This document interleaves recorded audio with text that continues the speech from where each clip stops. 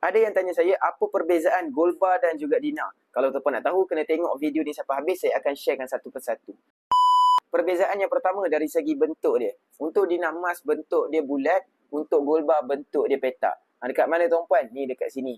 Bulat dan juga petak. So, itu perbezaan yang pertama. Yang keduanya, perbezaan dari segi berat. Okey, untuk 1 dinar, berat dia 4.25 gram. Untuk 1 gram gold bar, berat dia tetap 1 gram.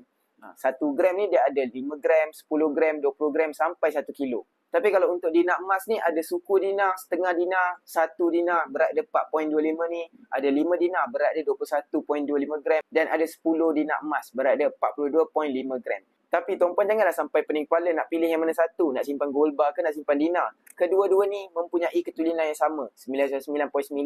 Dia punya harga per gram pun sama sahaja tuan-puan. Jadi sangat sesuai untuk dijadikan sebagai simpanan jangka masa panjang dan juga pelaburan.